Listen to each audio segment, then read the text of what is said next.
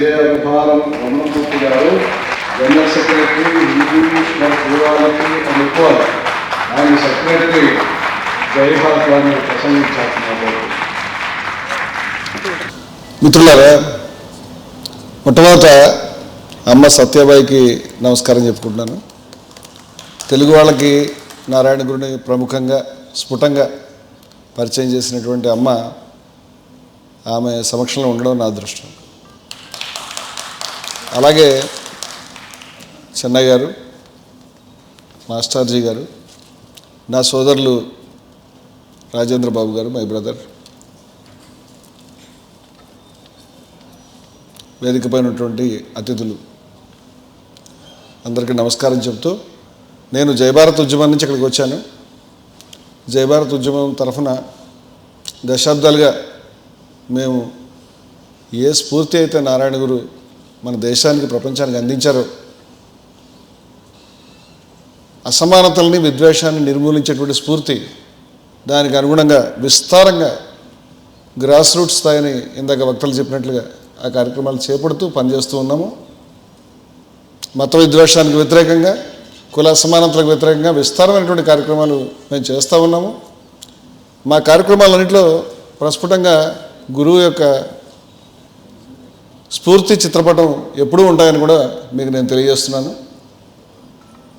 కనీసం జయభారత్ ఉద్యమం, నేను విజయ విహారం పత్రిక 2000 నుంచి 2005 సంవత్సరంగా నడిచింది. 2001లో మొట్టమొదటిసారిగా నేను నారాయణ గురు గురించి రాసేందుకు ప్రయత్నం ప్రారంభించాను. 2005లో అప్పుడు ధారావాహిక ప్రారంభించాము, అది కంప్లీట్ కాలేదు.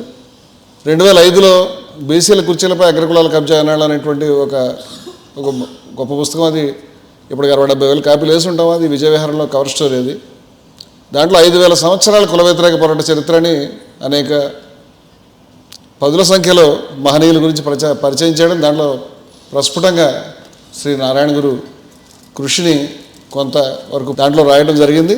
దాన్ని ఆ భాగాన్ని వేరే పుస్తకం తీసుకొచ్చాం. ఇది ఆ పుస్తకం, ఇవి అవైలబుల్గా ఉంటాయి మా దగ్గర. అలాగే 2019 నాటికి ఒక సమగ్రమైనటువంటి నారాయణ గురు పుస్తకాన్ని, బహుశా దాంట్లో ముఖ్యమైనటువంటి భాగాలు, కవిత్వం కూడా అవైలబుల్గా ఉన్నంత వరకు, ఇంగ్లీష్లో మాకు దొరికినంత వరకు వాటిని తెలుగులోకి అనువాదం చేశాము. కవిత్వము, ఆయన యొక్క కృషి, ఆయన యొక్క రచనల్ని కొంత సమగ్రంగా తేవడానికి ఒక ప్రయత్నం చేసి, అద్వైత ఋషి, కుల నిర్మూలన విప్లవ ప్రవక్త శ్రీ నారాయణ గురు అనేటువంటి పుస్తకం, దాన్ని శివగిరి నుంచి అద్వైత పీఠాధిపతులు, నారాయణ గురు పరంపరకి ప్రస్తుతం పీఠాధిపతిగా ఉన్నటువంటి స్వామి విశుద్ధానంద మహారాజ్ వారు ఆవిష్కరించడం అనేటువంటిది కూడా మహాభాగ్యం. మా రాజేంద్ర బాబు గారి వల్ల కూడా సాధ్యమైందనే విషయం మీకు తెలియజేస్తున్నాం. అలాగే ఈ మత సమ్మేళనాలు, నాకు 98-99లో కూడా భారీ సమ్మేళనం మేము హైదరాబాద్లో జరిపాం. ఒక పరంపరగా మేము జిల్లాల స్థాయిలో కూడా ఈ హిందూ ముస్లిం అనేక మత సాంప్రదాయాలకు సంబంధించినటువంటి పెద్దలను వేదిక మీద కూర్చోబెట్టడం అనేది, అది నారాయణ గురు నేర్పించినటువంటి విద్యని మేము విస్తారంగా దాన్ని తీసుకెళ్ళామనే విషయాన్ని మీకు చెప్తున్నాను.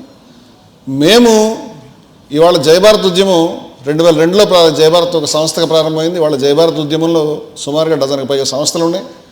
ఇవి విస్తారంగా వేల మంది, లక్షల మంది దగ్గరికి ఈ సందేశాన్ని తీసుకుపోతూ ఉన్నాయి. దాంట్లో ప్రధానంగా అందరూ యువకులు, దళితులు, బహుజనులు, అనేక అణగారిన కులాల వ్యక్తులు వీటికి నాయకత్వం వహిస్తూ ఉన్నారు. ఇవి సామాజిక విప్లవ రణబేర్ అనేటువంటి పేరు మీద నడుస్తున్నటువంటి ఈ సంస్థల్లో ప్రధానంగా మీకు కనిపించేది నారాయణ గురు యొక్క బోధనల సారాంశం. అదేవిధంగా మేము 4-5 దీన్ని పరిమితం చేయకుండా కనీసం ఒక 25-30 మంది మా కుల వ్యతిరేక పోరాటం సంబంధించినటువంటి దాంట్లో ఎక్కడెక్కడో జైపాల్ సింగ్ ముండా దగ్గర నుంచి, దక్కర్ బాబా దగ్గర నుంచి ఎవరెవరో కూడా కనిపిస్తారు. కరెక్ట్గా నెలలు కూడా కంప్లీట్ కాలేదు. జూన్ 19న ఇక్కడ బిర్లా మందిర్ భాస్కర్ ఆడిటోరియంలో బ్రహ్మాండమైనటువంటి సభ మేము జరిపాం. హిందూ మతానికి సంబంధించినటువంటి సభ అది. హిందూ మతం విద్వేషం, అసమానత్వాలకు వ్యతిరేకంగా హిందూ మతం అనేటువంటి జరిగిన సభలో ఆ వేదిక మీద కనీసం ఒక 50 మంది పూర్తిగా నారబట్టలు వేసుకునేటువంటి సాధువుల దగ్గర నుంచి అనేక సాంప్రదాయ సాధువుల్ని ఒక దగ్గరకు తీసుకురావడం అనేది మేము తీసుకొచ్చాము. హిందూ మతం అంటే ద్వేషం కాదు, హిందూ మతం అంటే అసమానత్వం కాదనేటువంటిది చాటి చెప్పే ప్రయత్నం చేసిన దాంట్లో ఆ వేదిక మీదగా ఉన్నటువంటి బ్రహ్మాండమైనటువంటి 70 మంది మహనీయుల యొక్క చిత్రపటాల్లో శ్రీ నారాయణ గురు చిత్రపటం కూడా ప్రముఖంగా ఉన్నదనేటువంటి విషయాన్ని మీ దృష్టికి తీసుకొస్తున్నాను. నారాయణ గురు పేరిట నాయుడుపేటలో మేము త్వరలోనే ఒక ధ్యాన కేంద్రాన్ని కూడా ప్రారంభించబోతున్నాం. ఆల్రెడీ జాషువా పేరు మీద విజయవాడలో ప్రారంభించాము. ఈ కార్యక్రమాలన్నీ కూడా రాజేంద్ర బాబు గారికి వారు ఎప్పటి నుంచో మా కార్యక్రమాల్లో మేము మత విద్వేషానికి వ్యతిరేకంగా హిందూ ముస్లిం సమైక్యత గురించి జైహో అనేటువంటి సంస్థ, Jaya Bharat association for integrity harmony and oneness అనేటువంటి జేఏహెచ్ఓ అనేటువంటి సంస్థ కనీసం 12 రాష్ట్రాల్లో కార్యకలాపాలు నిర్వహిస్తూ ఉన్నది. ఆ అటువంటి మహాసభలకి పలు రాష్ట్రాల నుంచి ప్రతినిధులు వచ్చినటువంటి మహాసభకి నారాయణ గురు స్రవంతి నుంచి దాన్ని ప్రాతినిధ్యం వహిస్తూ రాజేంద్ర బాబు గారు రావటం జరిగింది. అది మా అదృష్టంగా నేను చెప్తా ఉన్నాను. మొన్న పినాకిని ఆశ్రమం నెల్లూరు దగ్గర ఉన్నటువంటి 9 కిలోమీటర్ల దూరం నెల్లూరు పట్టణానికి అక్కడ జరిగినటువంటి జయహో సభ కాశ్మీర్ నుంచి, రాజస్థాన్ నుంచి, ఎక్కడెక్కడి నుంచి వచ్చినటువంటి ప్రతినిధులు ఈ మత సమైక్యత ఉద్యమం, మత విద్వేష వ్యతిరేక ఉద్యమంలో ప్రధానంగా మేము చూపేది నారాయణ గురు స్ఫూర్తి, వారి యొక్క చిత్రపటం అనేది కూడా మీ దృష్టికి తీసుకొస్తున్నాం. మా సాహిత్యంలో మేము వేసిన కరపత్రాలు అటు ఇటుగా కొన్ని లక్షలు వేసుంటాం. కరపత్రం అంటే చిన్న బుక్లెట్స్లో ఉంటాయి. అవన్నీ కూడా సుమారుగా 70-80 పుస్తకాలు జయభారత్ పబ్లికేషన్స్ తరఫున తీసుకొచ్చాం. వీటిలో అనేక అద్భుతమైనటువంటి రచనలు, దాక్షాయణి వేలాయుధం యొక్క బయోగ్రఫీ కూడా ఉన్నదనేటువంటి విషయం తెలుగులో చాలా గొప్ప పుస్తకాలు వచ్చినాయి. వాటిని వివిధ భాషల్లో తీసుకెళ్ళడం కూడా మేము ప్రయత్నం చేస్తాం. ఇది మా పరిచయం. ఇక నేను 2-3 అంశాలు మాత్రమే పరిమితం అవుతాను. ఎందుకంటే చాలా విస్తారంగా పొద్దు నుంచి జరుగుతున్నటువంటి సభ, దీంట్లో అనేక మంది మిత్రులు చెప్పారు. అయితే 2-3 విషయాలు నేను చెప్దామని అనుకుంటున్నాను. నారాయణ గురు నుంచి మనం తీసుకోవాల్సినటువంటి అద్భుతమైనటువంటి విషయాలు భారతదేశంలో కాదు, ఎవరు ఎక్కడ చెప్పనివి. ఒకటి, అసమానతల వ్యతిరేకంగా పోరాడడం, అది ద్వేషరహితంగా పోరాడడం. అది ఎవరు చేయలేరు. ఏ ప్రజలకైతే, ఏ నిమ్న వర్గాల కోట్లాది ప్రజానీకానికి దైవాన్ని దూరం చేశారో వాళ్ళని ఆ దైవం దగ్గరికి తీసుకెళ్లే పని చాలామంది చేశారు. కానీ దైవాన్ని వాళ్ళ దగ్గరికి తీసుకొచ్చే పని శ్రీ నారాయణ గురు మాత్రమే చేయగలిగారనే విషయాన్ని చెప్తున్నాను. అటువంటి మహనీయుడు ఆయన. ఈరోజు శ్రీ నారాయణ గురు స్ఫూర్తితో, శ్రీ నారాయణ గురు నాయకత్వంలో నడుస్తున్నటువంటి ఈ మహాపరివారంలో జయభారత్ ఉద్యమం ఒక భాగస్వామి. మేమందరం కూడా మా వేల మంది మేము కథించేస్తున్న మమ్మల్ని పిలుచుకుంటాం. మేము శ్రీ నారాయణ గురు ఉద్యమంలో వారి శిష్యులుగా, వారి యొక్క అనుయాయులుగా చెప్పుకోవడానికి, తలుచుకోవడానికి, స్ఫూర్తి తీసుకోవడానికి ప్రతి నిమిషం కూడా మేము సిద్ధంగా ఉంటాము. We are part and parcel of Narayana Guru movement అనేటువంటి విషయాన్ని మేము చెప్తా ఉన్నాం. అదేవిధంగా ఒకటి 2 విషయాల్ని నేను ప్రస్తావిద్దామనేటువంటి అభిప్రాయం. వైకం సత్యాగ్రహానికి 100 సంవత్సరాలు నిండిన ప్రపంచ సామాజిక విప్లవాల చరిత్రలో భారతదేశం కాదు, ప్రముఖంగా ప్రస్తావించాల్సినటువంటి అద్భుతమైనటువంటి అధ్యాయం అది మహాత్మా గాంధీ నాయకత్వంలో కాంగ్రెస్ పార్టీ, టీకే మాధవన్ గారి చొరవ వల్ల, అలాగే శ్రీ నారాయణ గురు దానికి మొత్తం బేస్ ఆయన, ఆ మొత్తం ప్రాతిపదికే నారాయణ గురు మూమెంట్. ఈ ఇద్దరి మహాశ్రవంతుల యొక్క సంగమంతో చాలా అద్భుతమైనటువంటి ఒక ఉద్యమం వైకం సత్యాగ్రహం. దాన్ని గురించి చెప్పడానికి ఇప్పుడు బహుశా సమయం సరిపోదు.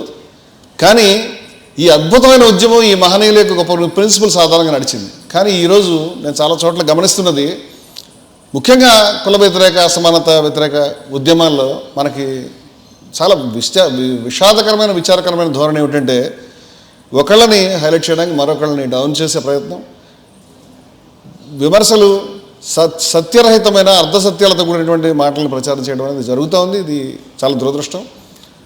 నారాయణ గురు సాహిత్యంలో సైతం నేను దాని మీద ఒక పుస్తకాన్ని రాసిన మనిషి కింద నా తప్పైతే నేను సవరించుకుంటాను.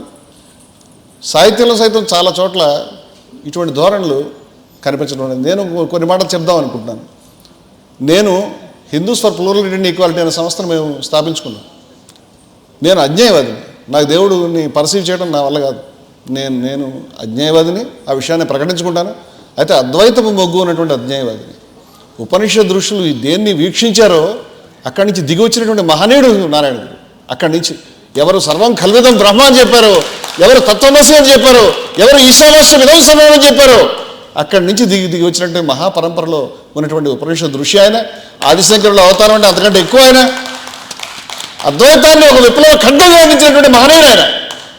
అద్వైతం అంటే నువ్వు నేను ఒకటే, అద్దం అంటే ఏమిటి? తత్వమసి, అది నువ్వే అనేటువంటి ఒక అద్భుతమైనటువంటి సిద్ధాంతాన్ని 1000 సంవత్సరాల క్రితం ఉపనిషద్ ఋషులు దర్శించినటువంటి ఒక మహాసత్యాన్ని ఒక విప్లవ ఖడ్గంగా ఇవాళ సమాజంలో మనకున్నటువంటి అసమానతలు నిర్మూలించే విధంగా ఒక వేదాంతాన్ని, అద్వైతాన్ని జీవితంలో ఎలా ఆచరణలో తీసుకోవాలని ఎవరు చెప్పలేదు ఇప్పటిదాకా. ఆశ్చర్యకరమైన విషయం ఏంటంటే, అద్వైతం వేదాంతకు సంబంధించి చర్చ వచ్చినప్పుడు వివేకానందుడి గురించి, రామకృష్ణ పరమహంస గురించి, రమణ మహర్షి గురించి వచ్చినటువంటి చర్చ నారాయణ గురించి రావట్లేదని మేమంతా బాధపడుతున్నాం, తప్పిస్తున్నాం. దీనికి కారణం ఏమిటని ప్రశ్నించుకోవాల్సిన అవసరం ఉంది. రమణ మహర్షి ఖచ్చితంగా అద్వైతాన్ని చాలా గొప్పగా ఆయన భాష్యం చెప్పారు, చూపించారు. కానీ ఇక్కడ ప్రాక్టికల్గా మన ముందు ఉన్నటువంటి అసమానతల్ని అద్వైతం ఖడ్గాన్ని తీసుకుని నిర్మూలించడానికి అసమానతలపైన యుద్ధం ప్రకటించినటువంటి మహనీయుడు నారాయణ గురు ఒక్కడే అని నేను చెప్తాను. స్వామి వివేకానంద స్వప్నం అది. స్వామి వివేకానంద చికాగోలో 1893 చెప్పగా ప్రపంచ సర్వమత మహాసభలో ప్రసంగించడానికి ముందే అరువిపురంలో 1888లోనే మొట్టమొదటి ఆలయాన్ని నిమ్న వర్గాలకు అందించినటువంటి మహనీయుడు. అది అద్వైత స్ఫూర్తితో జరిగినటువంటి కార్యక్రమం. అది జరగకపోయి ఉంటే అసలు అద్వైతాన్ని ఈ విధంగా వాడొచ్చాను. నేను చాలామందిని చూస్తాను, మరి స్టేటస్ కొన్ని కదిపాడు కాబట్టి, ప్రివిలేజ్డ్ వర్గాలకి యొక్క ప్రివిలేజ్ని ఉండడం లేదు కాబట్టి, ఎవరైతే అణగారిన వర్గాలు ఉన్నారో వాళ్ళందరి గురించి మాట్లాడాడు కాబట్టి, అద్వైతాన్ని ట్రూ సెన్స్లో ఆచరణలో తీసుకొచ్చాడు కాబట్టి, ఇవాళ కేవలం ఒక ప్రాంతానికి పరిమితమైనటువంటి మనిషి కింద కేవలం ఒక చిన్న ఇవాళ చిత్రించడం అనేది చాలా బాధ కలిగిస్తూ ఉంది. నారాయణ గారి యొక్క స్ఫూర్తి భారతదేశంలో కానీ ప్రపంచంలో ప్రతి ఇంటికి ప్రతి మనిషికి అందాల్సినటువంటి అవసరం ఉంది. మాత్రమైనటువంటి విప్లవ జ్యోతి ఆయన. ఈ మాటలు చెప్తూ నేను మరొక విషయాన్ని చెప్తాను. ఇవాళ భారతదేశంలో నేను దిగ్భ్రాంతితో ఆశ్చర్యపోతా ఉన్నాను. కళ్ళ ముందు స్ఫుటంగా కనిపించే విషయాల్ని, సత్యాలని ట్విస్ట్ చేయడం, అర్ధసత్యాలను చెప్పడం, అసత్యాలను చెప్పడం స్కాలర్స్ పండితులు కూడా చేస్తున్నటువంటి పరిస్థితి ఉన్నది. అటువంటి కార్యక్రమంలో, అటువంటి ధోరణిలో మరి నేను చాలా దురదృష్టకరంగా చూసింది నారాయణ గురు సాహిత్యంలో సైతం ఇటువంటి ధోరణులు కొన్ని ఉన్నాయి. దాని గురించి రాసిన స్కాలర్స్ ఆయన యొక్క స్పిరిట్ని ప్రాపర్గా అర్థం చేసుకోలేదని నేను భావిస్తున్నాను. వాళ్ళకి అద్వైతం అర్థం కాలేదు, అద్వైతాన్ని సెంటర్ స్టేజ్లో చేయడం అనేది తీసుకురావడం వాళ్ళకి అర్థం కాలేదు అని నా బాధ. అందరూ కాదు, కొందరు. అయితే మహాత్మా గాంధీ కుల ప్రక్షాళన గురించి అది తప్పదు. ఎందుకంటే ఆయన పదే చెప్పాడు, ఎంతో అసహ్యంగా దుష్టంగా నేడు అమల్లో ఉన్నటువంటి కుల వ్యవస్థని ఒకవేళ శాస్త్రాలు సమర్థిస్తే దాన్ని అనుసరించిన హిందువుడు కాదని చెప్పాడు. ఆయన మీద జరిగినటువంటి హత్య ఆయన గాడిసే చేస్తే మొట్టమొదటి కనీసం 12 సార్లు ఆయన అటెంప్ట్ చేయండి. మొట్టమొదటి అటెంప్టే ఆయన మీద కులానికి వ్యతిరేకంగా పోరాడుతున్నందుకు జరిగింది బాంబు దాడి అనే విషయం మీ దృష్టికి తీసుకొస్తున్నాం. చచ్చిపోయి ఉంటే కనుక కులానికి అసమానతలకు వ్యతిరేకంగా పోరాడినటువంటి మొదటి యోధుడయ్యేవాడు ఆయన స్వయంగా ఈ విషయాలు చెప్పుకున్నాడు. ఆయన 1937లో నారాయణ గురు గారు చనిపోయిన తర్వాత, బతికున్నప్పుడు వారిద్దరు కలుసుకున్నారు, చనిపోయిన తర్వాత కూడా కలుసుకున్నారు. ఈ పాయింట్ నేను ఇక్కడ చాలా స్పష్టంగా, నేను ఇటువంటి విషయాల మీద డిబేట్కి ఎంత దూరమైన ఎక్కడైనా రాగలుగుతాను. చాలా స్పష్టంగా నేను ఏ మాట మాట్లాడినా ఏ రకమైనటువంటి పద్ధతి లేకుండా ఎవిడెన్స్ లేకుండా మాట్లాడే మనిషిని కాదు, నేను స్పష్టంగా మాట్లాడతాను. కానీ దయవుంచి ఇటువంటి మాటల్ని చెప్పకూడదు మనం అని చెప్తున్నాను. ఎందుకంటే వారిద్దరూ పరస్పరం గౌరవించుకున్నారు, వారిద్దరూ పరస్పరం ఎంతో అభిమానించుకున్నారు. గాంధీజీ యొక్క ఆయురారోగ్యాల గురించి శ్రీ నారాయణ గురు స్వయంగా లేచి నిలబడి ప్రార్థన చేసినటువంటి వ్యక్తి ఆయన. జీవితంలో ఏ ఒక్క వ్యక్తి గురించి చరిత్రలో ఎప్పుడు నారాయణ గురు ఎవరి గురించి అటువంటి ప్రార్థన చేయలేదు. అంత గౌరవాన్ని కనపరుచుకున్నారు ఒకరి పట్ల ఒకరు. ఇక్కడ లేనిటువంటి భేదాభిప్రాయాన్ని సృష్టించే ప్రయత్నం దైవం చేయకండి. ఈ విషయం పట్ల గాంధీజీ చాలామంది రచయితలు ఏమని రాశారంటే, గాంధీజీ నారాయణ గురు ఆశ్రమానికి వచ్చి ఆశ్చర్యపోయినాడు. ఎందుకంటే చాలా కింది కులస్తులు అంటరాని వారు అక్కడ ఉన్నారు, చూశారండి. ఆయన సంతోషపడ్డాడు, ఆశ్చర్యపడ్డాడు, అనుమానం లేదు. కానీ నారాయణ గురు ఈ పని గాంధీ చాలా కాలం నుంచి చేస్తున్నాడనే విషయం మనం అర్థం చేసుకోవాలి. ఫీనిక్స్లో కూడా చేశాడు ఆయన. ఫీనిక్స్లో ఒక దళితుడి యొక్క మూత్ర పాత్రని ముట్టుకోనందుకు తన భార్యను బయటకు గంటపోయినాడు గాంధీ. చాలామంది తెలియదు ఈ విషయం. ఆయన ఆశ్రమంలో అప్పటి నుంచే ఉన్నది ఈ సంప్రదాయం, ఆయన లేకుండా ఏమి లేడు. అయితే మామిడి చెట్టు యొక్క కొమ్మల్ని చూసి, ఈ కొమ్మలు విభిన్నంగా ఉన్నాయి కదా స్వామి, మీ అభిప్రాయం ఏమిటి అని నారాయణ గురుని గాంధీజీ ప్రశ్నిస్తే, బాబు ఈ కొమ్మలు విభిన్నంగా కనిపిస్తున్నప్పటికీ దీని సారం ఒకటే కదా, వృక్షం ఒకటే కదా అని నారాయణ గురు చెప్పడం, దాన్ని గాంధీజీ పరామర్శించడం జరిగింది. దీన్ని చాలా తప్పుగా అన్వయం చేస్తా గాంధీ గారు అసమానతల్ని కోరుకున్నాడు, ఈ తప్పని నారాయణ గురు చెప్పాడు. కానే కాదు, మీకు సత్యాన్ని తెలుసుకోవాలని అభిప్రాయం ఉంటే దయవుంచి 1937లో గాంధీజీ స్వయంగా తన వ్యాఖ్యలకి జరుగుతున్నటువంటి వ్యాఖ్యానాన్ని గమనించి బాధపడుతూ శివగిరి మఠం దగ్గర నిలబడి మాట్లాడేటువంటి స్పీచ్ని మీరు దయవుంచి గమనించండి. నేను రాశాను కాకపోతే అందిస్తాను, లేకపోతే గాంధీ గారి వాల్యూమ్స్లో దొరుకుతుంది మీకు. ఆయన అక్కడ స్వయంగా చెప్పాడు, నేను ఏది చెప్పాలని కోరుకున్నానో వారు చెప్పారు. బహుళత్వం ఏదైతే స్పష్టంగా విభిన్నమైన మనుషుల మధ్య కనిపిస్తూ ఉన్నదో, మతాల మధ్య కనిపిస్తూ ఉన్నదో, ఏదైతే దాని అందరి సారం ఒకటే, అందరూ ఒకటే. వారు ఆ మాట చెప్పాలని కోరుకున్నారు, వారు అదే చెప్పారు. మా ఇద్దరు అభిప్రాయం అదేం చెప్పాడు. దాంట్లో గాంధీజీ అక్కడ ఆయన మాట చెప్పాడు, caste system is made by man. మనిషి మానవ నిర్మితము, it is fit for destruction, విధ్వంసానికి అర్హమైనది ఆయన స్పష్టంగా చెప్తే ఆయన ప్రక్షాళన కోరుకున్నాడు.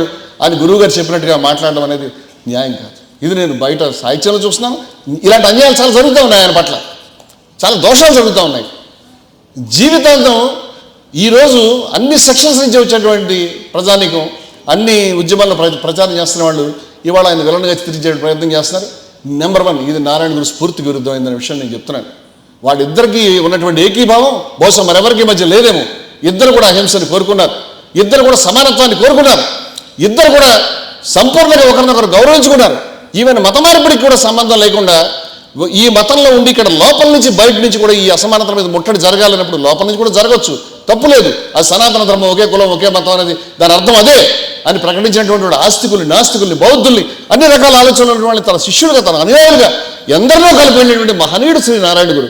ఆయన స్ఫూర్తికి అనుకూలంగా మనం నడుచుకోవాలని కోరుతూ ఇక్కడ ఉన్నటువంటి పెద్దలందరికీ చాలామంది పేర్లు నాకు తెలియదు, చాలామంది పేర్లు నాకు తెలుసు. వారందరికీ నేను చేతులు జోడించి విన్నవిస్తున్నాను. మీకు ఆంధ్ర తెలంగాణ రాష్ట్రాల్లో, బయట రాష్ట్రాల్లో, ఒరిస్సాలో, తమిళనాడు అన్ని చోట్ల కూడా మీరు తలపెట్టేటువంటి కార్యక్రమాలకి మేము భుజం అందుకోవడానికి సిద్ధంగా ఉన్నటువంటి సైన్యం ఉన్నాం. మేము ఎక్కడ కూడా వెనకనే మాకు ఏ రకమైనటువంటి గౌరవం, మర్యాద, ఏ రకమైన సత్కారాలు మాకు అక్కర్లేదు.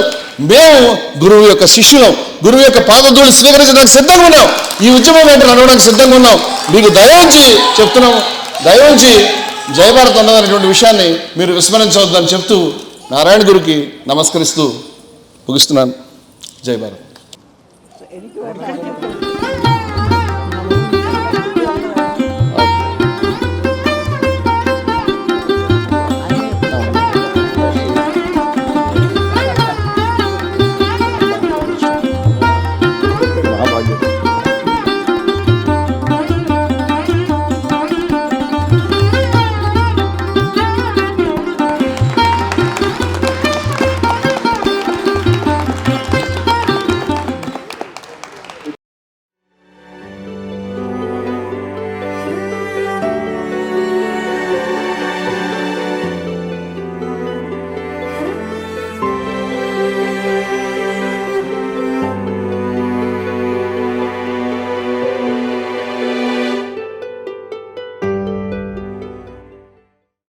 మీ ఆలోచనల్ని మరింత సంపద్వంతం చేయగల ఈ పుస్తకాల్ని మీరు చదివారా?